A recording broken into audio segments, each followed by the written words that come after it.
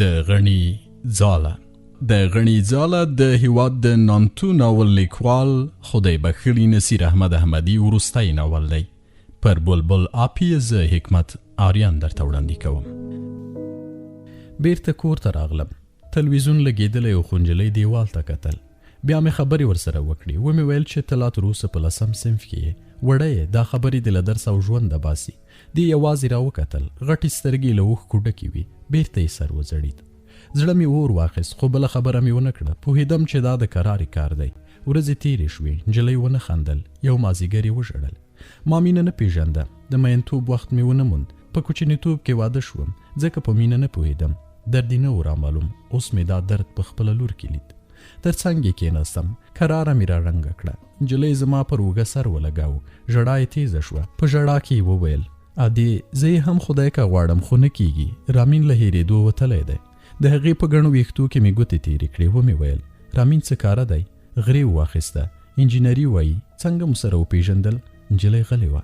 پوښتنه مې تکرار کړه څنګه مو سره وپېژندل؟ نجلۍ وویل یو سهار مکتب ته تلم. له شای راپسې غږ کړ. ویلې چې قلم درنه ولوېد. سم یې ویل. بکس مې سوری و. بل سهار مې بیا ولید. کتابونه یې په لاس کې وو. دواړه یو تونیس ته ور وختو. زما کرایه یې ورکړه خو تر اخره یې راته ونه کتل. بیا مې ونه لید خو یو سهار مکتب ته تلم چې یو موټر راته ودرېد. ور ومې کتل هماغه هلک و. ویلې چې هسې هم لاره یوه ده که دې زړه وي شاته کښېنه.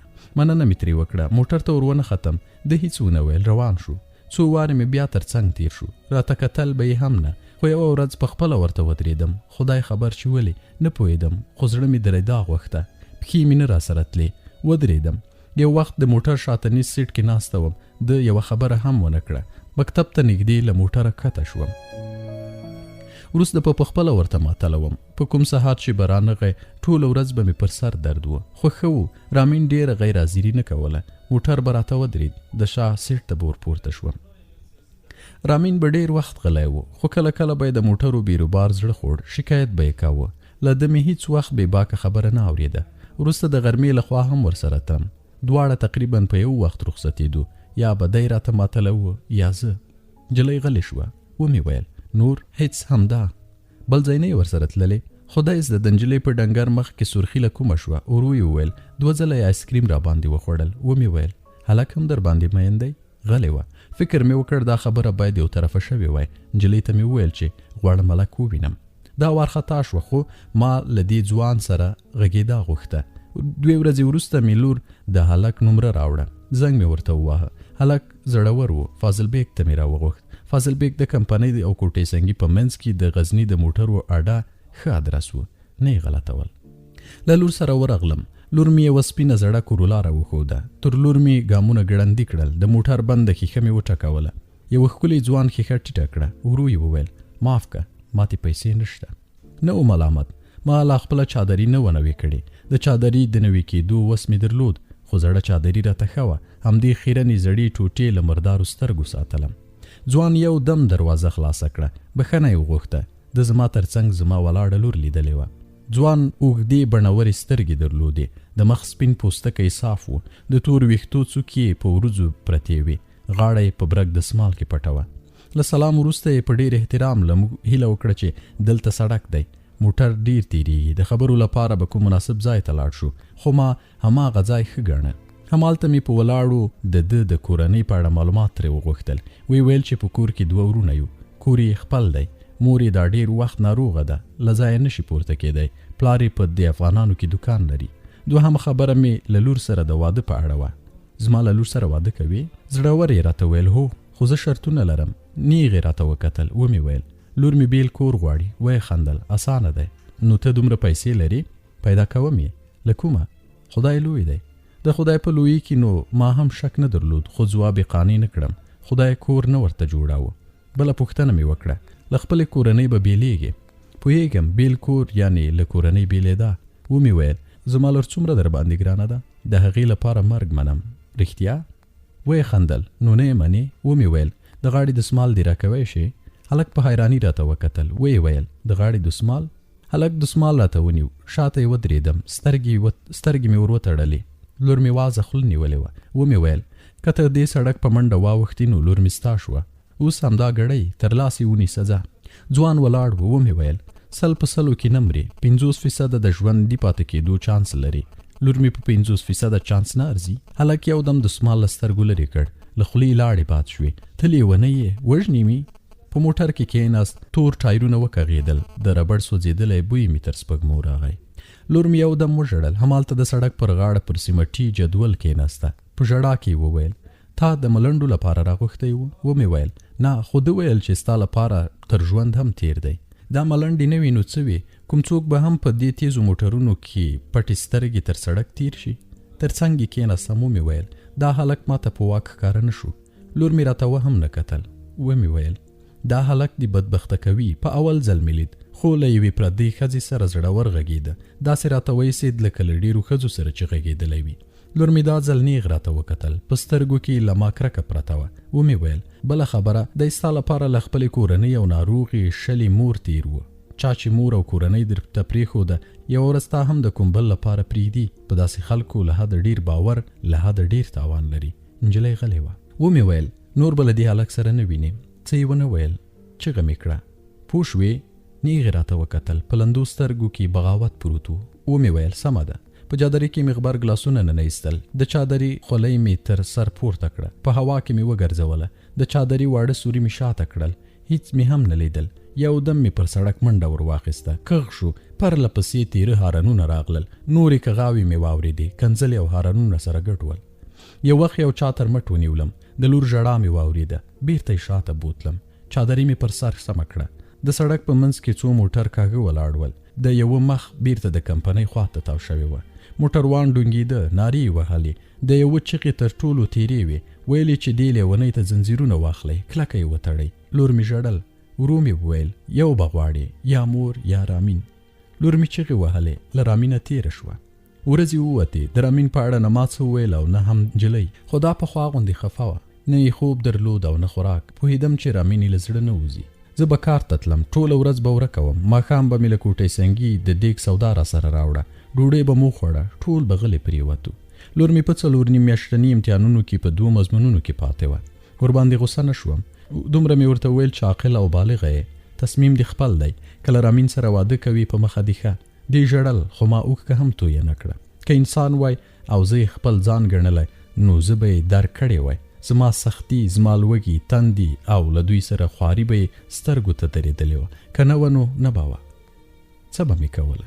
د هغه چا دنیا اوسه چې ته یې دنیا یې. زه اوس د دې دنیا نه وم. خپل ژوند یې و. نور له ډېرو نصیحتونو کانګې راتلې. یوه ورځ د کارخانې بوډا راته وویل چې رئیس غوښتې یې. دا یې لا بل غم. مجبوره وم. ادرس مې ترې واخیست. دومره پوهېدم چې د کارخانې مالک یوه بله کارخانه هم لري، خو ما تر دې دمه نه ولیدلې. ورغلم. کارخانې په عمر پوخ څوکیدار درلود، خو دروازه یې زړې ښځې راته خلاصه کړه. د لویې تکې شنې حویلۍ په سر کې 2 منزله ښایسته تعمیر و. ورننوتم. په یو لوی سالون کې د یوه اوږده میز دواړو خواو ته ښځې ناستې وې. ټولو سپینې چپنې، لنډ شنه ټیکري او شنې دستکشې لرلې. دوی پاکه کړې وچه میوه په وړو پلاستیکونو کې اچوله. زړه ښځه پورته وخته. زه همالته ماتله شوم. ښځو خپل کار کاوه. یوې بلې خواته یې نه کتل. یوازې د پلاستیکونو کړپه اورېدل کېده. په پلاستیکونو کې اچول شوې میوه یوه لوی ماشین ته ورتله. هلته کارتن کېدله. زړې ښځې راغږ کړ. پورته ور وختم. یوه دروازه یې راته خلاصه کړه. رئیس مې له بوډا سره له داوی وروسته ونه ولیدلی. د توره دریشي اغوستې وه. ګوتې د کمپیوټر په کیبورډ چټکې خوځېدلې. ما ته یې وکتل. ودرېد. زړې ښځې دروازه پورې کړه. په خپله مخه لاړه. سړي وخندل. له ما یې پر پسته څوکۍ د کېناستو غوښتنه وکړه. دې خندا او دې یوازیتوب خوړلم. چاره نه وه. څوکۍ ته ورغلم. د خپل ځای پرېښود. ما ته مخامخ کېناست. اول یې د کورنۍ د جوړ ناجوړ پوښتنه رانه وکړه. لنډ ځواب مې ورکړ. وروسته یې د کارخانې احوال رانه واخیست. بیا یې بوډا منځته راواچاو. څو ټوکې یې وکړې. ټکی خندا یې نه درلوده. خو په ټوکو کې مې بوډا ته سپکاوی هېڅ نه کړ. د خندل، خو زه غلی وم. د بې ډوله اوږدې خولې خندا او ټوکو خوړلم. اخیر یې راته ویل چې په همدې شرکت کې یوې کارګرې کار پرېښود. ته مې ښه وګڼلې. دا کار یو څه پام او چالاکي غواړي. که دې خوښه وي له دې وروسته به دلته راځي. څه به مې ورته ویل. له مجبوریته مې هم خوښه وه. د چای راوغوښت، خو ما مننه ترې وکړه. سبا نوي ځای ته ورغلم. مشر له خپل دفتره راکښته شو. نورو کارګرو ته یې ورمعرفي کړم. یوې چاغې ښځې ته یې وویل چې ما ته زما وظیفه راوښیي. دی بیرته دفتر ته وخوت. دفتر یې غټه ښیښه درلوده، په ناستو معلومېده. ښیښه د سالون خواته پرېوه. ښځې سپینه چپنه، دستکشې او شین لنډ ټیکری راکړ. دلته همدا لباس جبري و. وروسته یې کارتنونو ته وروستم. ویلې چې دا میوه دوبۍ او هندوستان ته ځي. هغه کارتنونه ترې بیل که چې لیبلونه یې کاږه لګېدلي وي. کار اسانه و. 5,500 کارتنه مې ولیدل. یوازې 5 کارتنه مې بیل کړل. چاغې ښځې ته ورغلم، ویې خندل. بیرته یې کارتنونو ته ورولېږلم. ویلې چې په دې کار کې دقت مهم دی. تر غرمې مې 2 ځله سره واړول. بل کارتن مې ونه موند. ما هم څه ونه ویل. پاتې ورځ بیکاره وم. سبا یې هم د تېرې ورځې تکرار و. له بنډلونو مې تر 10 کم کارتنونه بیل کړل. بله ورځ مې زړه تنګ شو. چاغې سرګاریګرې ته ورغلم. هغې رایاده کړه چې دمګړۍ خو رئیس همدا وظیفه در سپارلې ده. بل سهار په خپله راغله. راته ویل چې د بیکاري پر وخت پر نورو ښځو راګرځي. د میوې تلل او په پلاستیکي خلطو کې اچول زده کوي. هماغسې مې کول. تر غرمې به کارتنونو ته ناسته وم. پاتې ورځ به په ښځو راګرځېدم. له دې شرکته به د ورځې 500 ډک کارتنونه وتل. مشر به هم سهار راغی. په سالون کې به یې له ټولو سره لنډه عمومي ستړې وکړه. پورته به وخوت. په ده پسې مې پام و. هیڅ وخت به یې له ښیښې لاندې نه راکتل. ټوله ورځ به یې کمپیوټر ته وچې سترګې نیولې وې. د په هیڅ چا کار نه درلود، خو کله کله به یې یوه کارګره پورته ور وغوښته. غم دا و چې شوبې ته د کارګرې له ورتګ سره به دی هم له ښیښې پورته شو. دواړه به نه ښکارېدل. یوه ورځ یې زه هم ور وبللم. زړه مې پښو ته راغی. د شوبې د وره له خلاصېدو سره له خپل ځایه راپورته شو. مخامخ راته کېناست. وار له واره په تجارت کې د بهرنیانو د اصولو په اړه وغږېد. ویل چې بهرنیان ډېرو وړو خبرو ته هم پام کوي. کوچنۍ غلطي نه مني. له ایمیلونو به یې پوزې ته راشي. د کابو 15 دقیقې خبرې وکړې. بیا یې په ډېر احترام کمپیوټر ته ور وبللم. یو ایمیل یې خلاص کړ. په عکس کې د 2 کارتنونو لیبلونه کاږه راغلي ول. مشر وویل چې دی په دوبۍ کې له یو شرکت سره قرارداد لري. همدا میوه له هغه ځایه اروپا ته لیږي. همدا ایمیل د دوبۍ شرکت را لېږلی و. دوی ته وړه تېروتنه هم د منلو وړ نه ده. زه وارخطا وم، خو بښنه ده رانه وغوښته. خپل ځان یې ملامت باله. ویلې چې موږ باید په اولو کې سمه پوه کړې وای. دې انسانیت یې خوړلم. د سرکارګره راوغوښته. له هغې سره لنډ وغږېد. له چاغې ښځې سره لاندې کښته شوم. 1 ساعت د لیبلونو او کارتنونو په اړه خبرې راته وکړې. له هغه وروسته مې هغه کارتن هم بیل ایښوده چې مازیتور خال به یې درلود. یو سهار بیروبار و. کار ته ناوخته ورسېدم. وارخطا وم، خو هیڅ چا به هم څه ونه ویل. سرکارګرې یوازې ساعت ته وکتل. پوهېدم چې دلته نیغه خبره نشته. هر څه په رمازه دي. په لاره باور نه و. له هغه وروسته به له کوره 1 ساعت وخته وتم.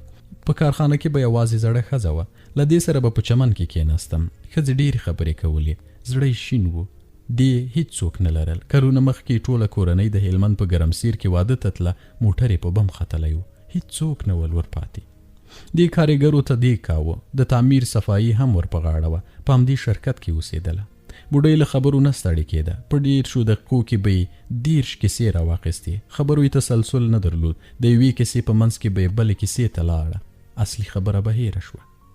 د دې ډېرې کیسې پخوانۍ وې. د ژوند کیسې، د لمسیانو د خندا کیسې، د نیکمرغۍ د ورځو کیسې.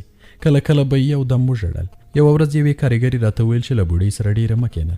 هغې ښه ورځ نه ده لیدلې. خوشحاله خبره به ترې وانه اوري. خو ما له اوله خوشحاله خبره نه وه اورېدلې. باک نه راته. یو وخت مې احساس وکړ چې پر بوډۍ ګرانه شوې یم. یا به ما همداسې فکر کاوه. دا به تیاره په چمن کې راته ناسته وه. د خپلو خبرو د اورېدو لپاره یې بل څوک نه لرل. وروسته به چې ورغلم، چار به یې هم تیار دم کړی و.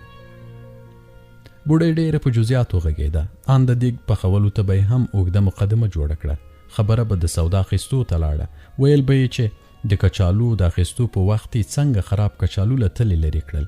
د دې ډېرې خبرې به تکراري وي، خو ما به غوږ ورته نیولی و. دا خپه زړه مې نور نه شوی خپه کولی. دې به کله وخندل، کله به یې په خندا کې وژړل، کله کله به یې خندا او ژړا رانه غلطه شوه. په دواړو حالاتو به یې سترګې له اوښکو ډکې وي. نه معلومېده چې اوس خاندي که ژاړي. خو نوره ورځ به غلی وه. په هیڅ چا یې کار نه درلود. خپل کار یې کاوه. دې به د ټولې ورځې خبرې بل سهار ته ساتلې وي. له ټولو کارګرو یې ښه خوله وهله. ورباندې ګرانې وې. خو چاغه سرکارګره یې نه خوښېده. ویلې چې د ډېر وخت مې په غوږ وهي. کله د دیګ مالګه ډېره ورته ښکاره شي او کله لږ خوړ کتغ هم خوند نه ورکوي. په دې خبره مې له سرکارګرې ورټ وشو. غریبګۍ هیڅ هم نه وراته ویلي. را سره ښه وه، خو د دې په لیدو به ماته خپل لیور سترګو ته ودرېد. زړه مې په تنګ و. کور کار او په کور کې هم د لور تریو تندی. زه په کارخانه کې هم غلی وم. د کار په وخت کې به نورو هم څه نه ویل. همدا اصول و، که اصول هم نه وای خبرو ته وخت نه پیدا کېده. دلته به له وچې میوې او کارتنونو سترګې نه اوښتې، خبرې به څنګه کېدې. خو غرمه مو د لمانځه او ډوډۍ لپاره 1 ساعت وخت درلود. ډوډۍ ته به توامخانې ته ورتلو. نورو ښځو به سره خندل، خبرې به یې کولې، خو زه به کونج ته غلې ناسته وم. دوی به زیاتره د نویو جامو په موډ، رنګونو او ډیزاینونو غږېدلې، یا به یې د ښه دیګ د رازونو کیسې کولې. په کومه شپه چې به کومه ښځه هوټل ته واده ته تللې وه، نو بله غرمه به یې ناوې او زوم ټکی په ټکی تشریح کړل. ان د قد اندازې به یې هم اخیستې وې. یو کتاب خبرې به یوازې په دې اړه وکړي چې ناوې او زوم څه ډول آرایش کړی و، د آهسته برو سندرې ته څنګه راغلل او څنګه یې په نڅا کې د یو بل تر ملاو لاسونه تاو کړي وو. ان د ناوې باڼه به یې هم ګڼلي ول. خو زه به غلی وم. دا نه چې خبرې مې نه وي زده مې وې، خو ما د دوی غوندې ژوند نه درلود. نه مې د منتو د پخولو وس و، نه واده ته تللی وم، او نه مې په موډ برابر کمیس درلود. یوازې د غم خبرې وې. د غم خبرو ته نو چا غوږ نه نیو.